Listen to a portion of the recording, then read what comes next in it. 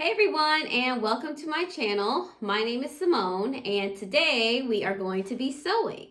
So I've been sewing since about 2020, and I started during quarantine and I just kind of never stopped. So in today's video, we are going to be repurposing an old pair of Nike sweatpants, and we're going to be making them into a tote bag, specifically a puffer tote bag. So I have all of my supplies here in front of me.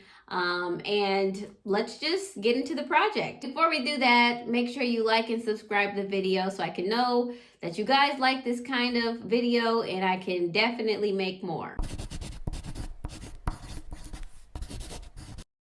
All right, so let's go through the supplies that you'll need to work on this project. And before we kind of get into that, I just want to say that this is definitely, I wouldn't consider this a tutorial. It's more of just a sew with me type of video.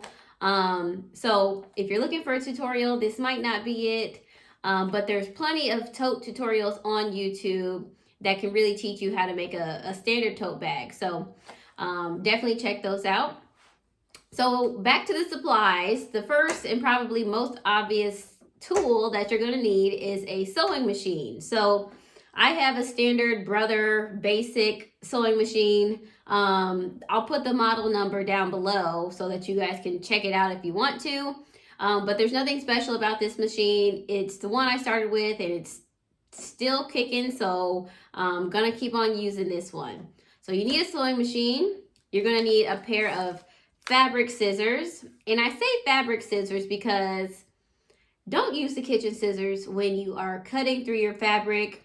Having a pair of specific scissors that will help you cut through fabric will save you a lot of time and energy too. So get yourself a pair of fabric scissors if you don't have some already. And then you're going to need a measuring tape. So definitely make sure you have one of these. This is, I got this, I think, from the Dollar Tree. So if you need one, definitely check out the Dollar Tree. But you'll definitely need one of these for every project probably that you do. So one of these.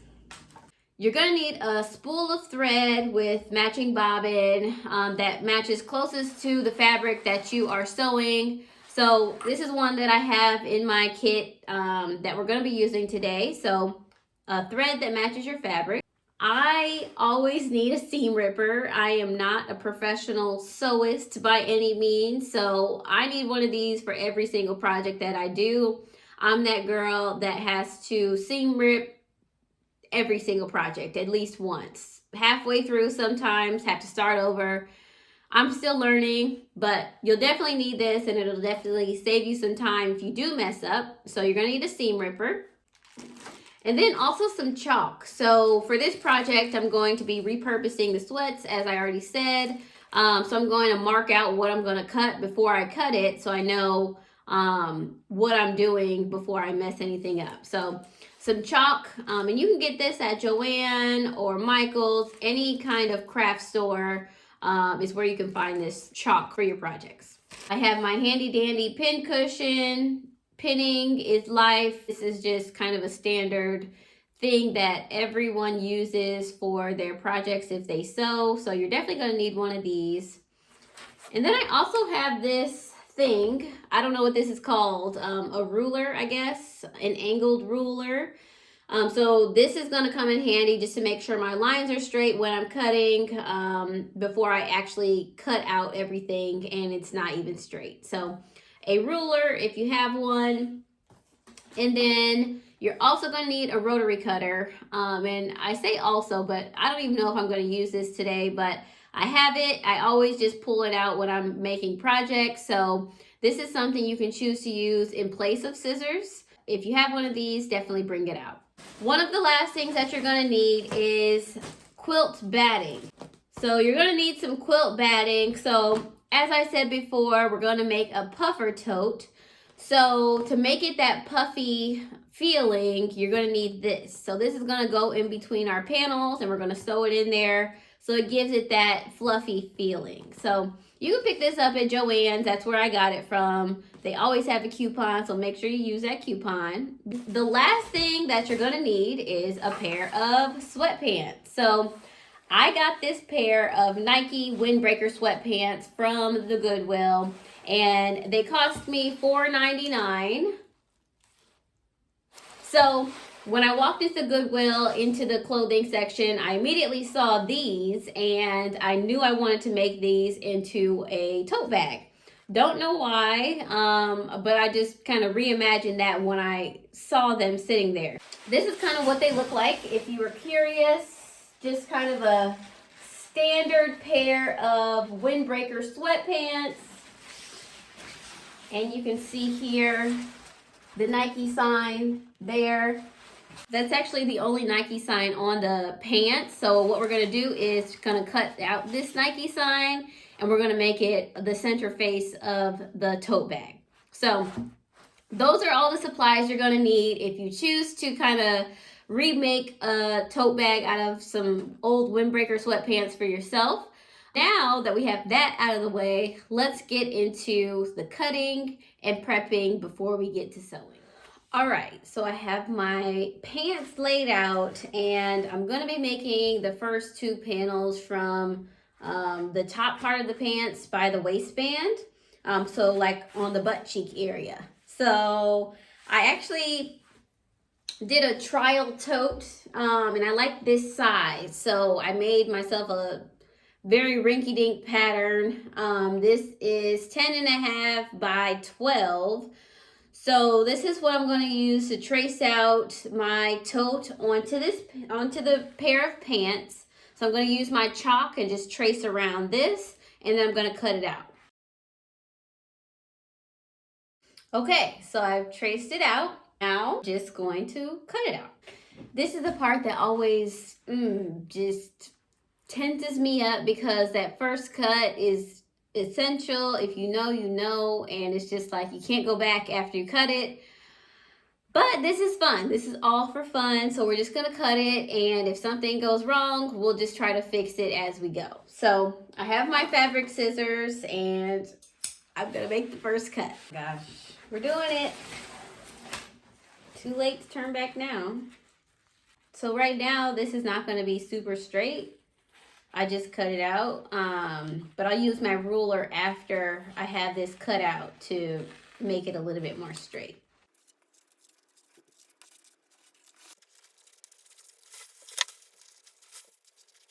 So we have our first panel. We did it. Now that I have my panel cut out, I have my cutting board out, and I just want to make sure that my panel is straight, because I cut it out a little bit raggedy. So I'm just taking my angled ruler, the straight edge of it, and just making sure all the sides are straight.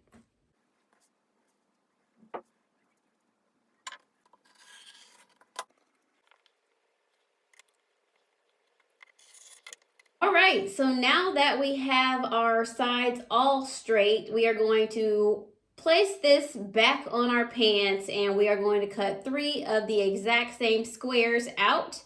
So I have my 4 pieces here that we are going to put quilt batting in between both of these sets of 2.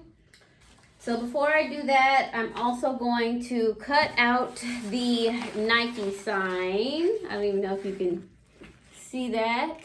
The sun's in the way, but I'm going to cut the Nike sign out into like a square, so that way I can sew it onto one of these panels before we even start to do any of that other stuff. Okay, so I have it cut out, but now I just need to put it into a better square. So that's what I'm doing right now. So I have my 2 pieces here. I have my Nike sign and the back part of it that I'm going to sew. But first we're going to put some quilt batting in between these 2 pieces, and then we're going to sew them together. So I'm just going to cut and take this and cut it to this size, and then I'm going to sew all around the 4 corners. So here we go. I have the back piece, the batting, and then I have the Nike sign here. I am going to sew all around this and cut any excess. Okay, we have our first puffer piece. So This is going to be our Nike sign. Puffer. Has a little bit of texture. So we have one piece down. Now we have to do this for the other pieces too.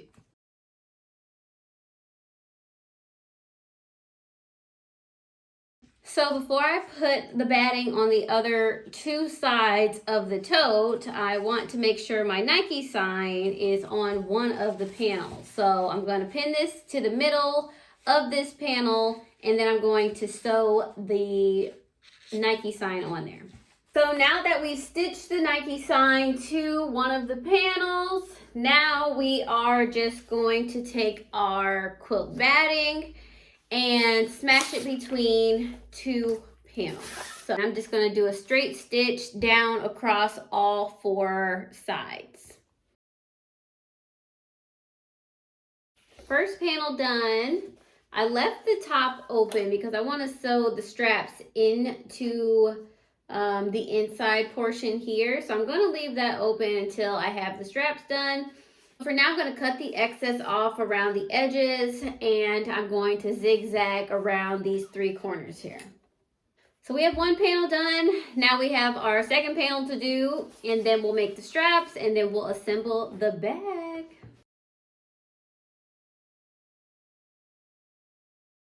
Okay, so we have our two panels. So it's going to look something like this. And we're just going to input our straps, and then we'll be done.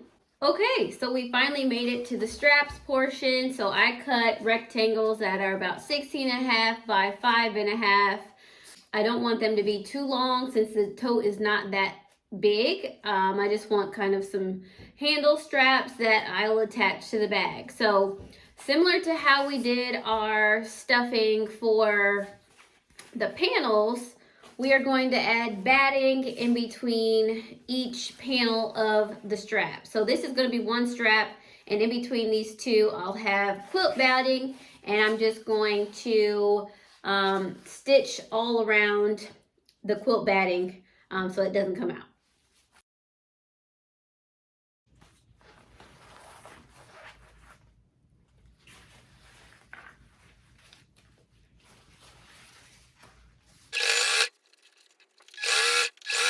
Made it to the end.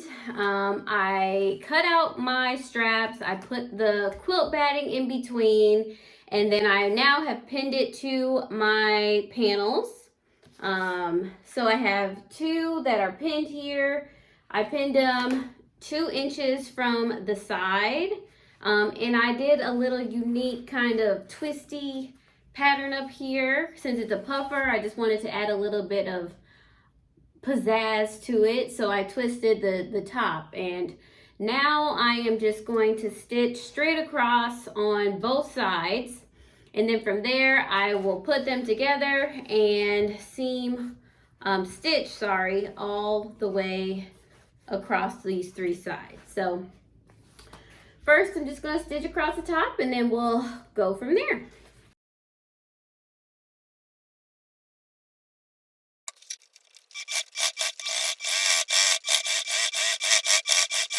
Our straps are on, and now we are just going to put right sides together, and we're just going to seam all around the 3 sides. I'm going to do a straight stitch first, all 3 sides, and then I'm going to follow it up with a zigzag stitch on all 3 sides behind that.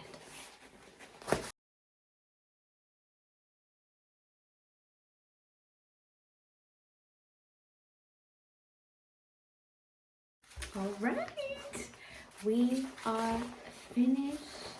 All right, so I had to switch up the lighting because it was getting dark, but we're back and we are finished with the bag. So here it is in all of its glory. Just a standard little puffer tote, and I really like the detail that I added on the straps with twisting them. I think that adds a nice little touch to it. But yeah, I can't wait to wear this bag for the summer. I think it's gonna be, you know, a cute little moment for the summer, a little purple bag. I have some purple shoes that I can pair with this that will go really, really well together. So I can't wait for that. And I might even add a strap, like a long crossbody strap, so I can wear it crossbody. But we'll see. I like how it is now, so I'm really happy with the way it turned out. It took me longer than expected. We're not even going to go into how long this actually took me. Ridiculous. But I'm done now. It turned out so cute. And if you guys are interested in seeing any more rework thrift flip videos, let me know. I am here for those. I really enjoy making them. I love thrifting anyway. So whenever I see an item that I'm like, oh, that would be cute as, you know, something else, I usually buy the item anyway. So I can definitely just start recording those videos more. But I hope you guys enjoyed, and I will see you next time. Bye.